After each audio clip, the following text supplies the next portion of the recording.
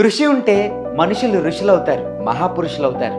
కృషి మనం చేసే పనికి మనమిచ్చే విలువ, ఆ పనిపై మనకున్న విశ్వాసం, విధేయత, అదే మనల్ని గుర్తిస్తుంది, ప్రపంచ కుబేరుని అయినా మన దాకా తీసుకొస్తుంది.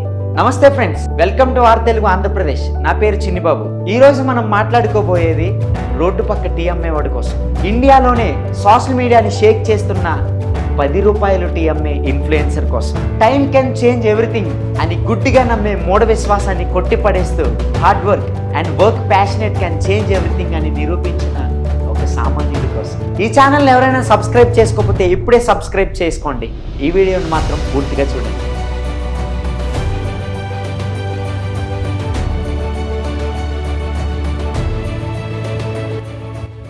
ముందుగా ఈ వీడియోని స్టార్ట్ చేసే ముందు, మీలో ఎంతమందికి 1 గ్రామ్ గోల్డ్ ఇమిటేషన్ జ్యువెలరీ అంటే ఇష్టం? మన ఇంట్లో ఆడవాళ్ళు, ఆడపడుచులు బుట్ట బొమ్మల్లా కనబడాలని ఎవరు కోరుకోరు. అది కూడా జర్మన్ సిల్వర్తో తయారు చేసి మంచి క్వాలిటీతో ఇస్తే అస్సలు తగ్గేదే లేదు కదా. మన తెలుగువారికి అందుబాటులో అద్భుతమైన ఆఫర్స్ని ఇస్తూ జేఎస్ వధువు జ్యువెలరీ వాళ్ళు మంచి మనసుతో ఆడవారికి సంబంధించి అన్ని రకాల ఐటమ్స్ను సరసమైన ధరలకు అందిస్తున్నారనమాట. సో మన తూర్పుగోదావరి జిల్లాలో, పశ్చిమ గోదావరి జిల్లాలో వాళ్ళ బ్రాంచెస్ అయితే ఉన్నాయి. మరిన్ని వివరాల కోసం ఈ నెంబర్కి వాళ్ళని కన్సల్ట్ అవ్వండి. ఇక వీడియోలోకి వెళ్ళిపోదాం. 2024 ఫిబ్రవరి 28న ప్రపంచ కుబేరుడైన బిల్ గేట్స్ తన సోషల్ మీడియాలో భాగమైన ఇన్స్టాగ్రామ్లో 1 చాయ్ ప్లీజ్ అని ఒక వీడియోని పోస్ట్ చేయడం జరిగింది. సో ప్రపంచవ్యాప్తంగా ఆ వీడియోతో చర్చలు అయితే మొదలయ్యాయన్నమాట. బిల్ గేట్స్ అంతటి వాడు చాయ్ తాగడం ఏంటి, అది ఎవరి దగ్గర తాగారు అనేది దేశవ్యాప్తంగా, ప్రపంచవ్యాప్తంగా చర్చలు మొదలయ్యాయి అనమాట.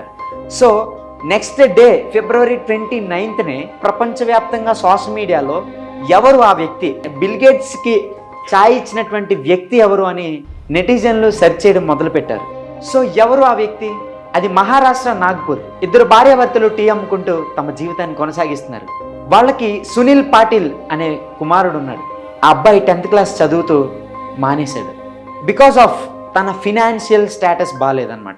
సో తన అమ్మ నాన్న టీ అమ్ముకుంటూ వెళ్తున్నప్పుడు తాను కూడా వాళ్ళ వెనకాల వెళ్ళి తాను అక్కడ బజ్జీలను, పకోడియాను వేసి అమ్మేవాడు అనమాట.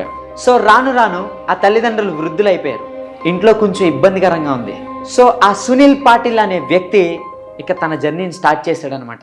తన 10th క్లాస్ మధ్యలో ఆపేసి ఏదైతే తన తల్లిదండ్రులు చేసే వృత్తి టీ అమ్మే వ్యాపారం ఉందో అందులోకి తన స్వయాన వచ్చి వర్క్ చేయడం స్టార్ట్ చేశాడు. తన కుటుంబాన్ని పోషించడం స్టార్ట్ చేశాడు. సునీల్ పాటిల్ అనే వ్యక్తికి ఒక గర్ల్ ఫ్రెండ్ ఉంది. ఆ అమ్మాయి తనని డాలీ అని పిలిచేది. సో అప్పటి నుంచి తన పేరు డాలీగా మార్చడం జరిగిందనమాట. తనకి డాలీగా పిలవడం అంటే చాలా ఇష్టం.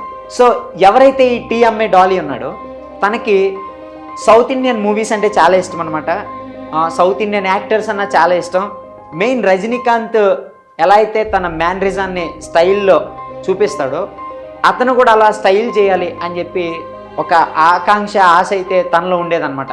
సో అప్పటి నుంచి కూడా ఒక స్టైలిష్ మ్యాన్లా తను తయారవడం, టీ అమ్మడంలో కూడా ఒక కొత్తదనాన్ని చూపించడం స్టార్ట్ చేశాడు. సో రజనీకాంత్లో ఉండే ఆ వే ఆఫ్ వాకింగ్, ఆ వే ఆఫ్ స్పీకింగ్, ఏవైతే స్కిల్స్ ఉన్నాయో దాన్ని జాగ్రత్తగా తెలుసుకుని తను కూడా ఆ స్టైల్లోనే టీ అమ్మడం స్టార్ట్ చేశాడనమాట. డాలీ పుట్టిన ఆ ప్లేస్ కోసం మనం మాట్లాడుకుంటే మహారాష్ట్రలోని నాగ్పూర్ అంటే ప్రసిద్ధి చెందినటువంటి ఒక ప్లేస్ అన్నమాట. 1956 అక్టోబర్ 14న 40 లక్షల మంది ప్రజల మధ్య భారత రాజ్యాంగ నిర్మాత డాక్టర్ బాబాసాహెబ్ అంబేద్కర్ బుద్ధిజాన్ని తీసుకున్నటువంటి ప్లేస్ అన్నమాట. అక్కడ దీక్ష భూమి అని చాలా ఫేమస్ ప్లేస్ మనం చూస్తూ ఉంటాం.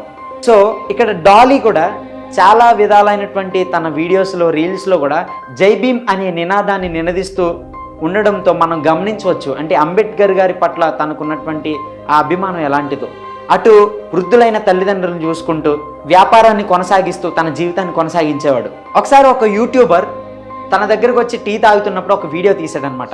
సో ఆ వీడియోలో ఆ యొక్క డాలీ ప్రవర్తించిన తీరు నెటిజన్లని షాక్కి గురి చేసిందనమాట. అసలు ఇలా చేస్తున్నారని చెప్పి చాలామంది చూడడం జరిగిందనమాట. స్టవ్ వెలిగించిన, పాలు పోసిన, టీ పొడి వేసిన, గ్లాస్ పట్టిన, టీలు అందించిన, చిల్లర ఇచ్చిన, సిగరెట్ వెలిగించిన అతని స్టైలే వేరు. దాన్ని ఇష్టపడి చాలామంది జనాలు అక్కడికి వెళ్ళడం జరిగింది. తను ఎలాంటి టీ చేస్తాడో అని తన టీ మీద ఇంట్రెస్ట్తో అక్కడికి వెళ్ళడం జరిగింది. సో డాలీని చూడడానికి ప్రసిద్ధిగాంచిన యాక్టర్స్ అందరూ కూడా అండ్ న్యూస్ రిపోర్టర్స్, పెద్ద పెద్ద ఛానల్స్ వాళ్ళు కూడా అక్కడికి వెళ్ళడం జరిగింది. సో అక్కడి నుంచి డాలీ ఫేమస్ అవ్వడం స్టార్ట్ చేశాడు. ఎలా ఇది అని మీకు ఒక ప్రశ్న రావచ్చు అనమాట. ఫేమస్ అవ్వాలని చాలామంది అనుకుంటూ ఉంటారు, కానీ అది సాధ్యం కాదు. ఎన్నో రంగాల్లో ఎన్నో విధాలుగా వాళ్ళు ప్రయాసపడుతూనే ఉంటారనమాట. మనం ఇక్కడ రీసెంట్ టైమ్స్లో హైదరాబాద్లో కుమారి ఆంటీ అనే ఒక ఆవిడని చూసాం అనమాట. సో చాలామంది అలానే ఒక రోడ్ సైడ్ పాత్వేలో వ్యాపారం చేసుకుంటున్న వాళ్ళు, ఫుడ్ అమ్మేవాళ్ళు కూడా చాలామంది ఉంటారు. కానీ ఎందుకు ఆవిడ ఫేమస్ అయింది అనే విషయానికి వస్తే తన మేనరిజం అనమాట.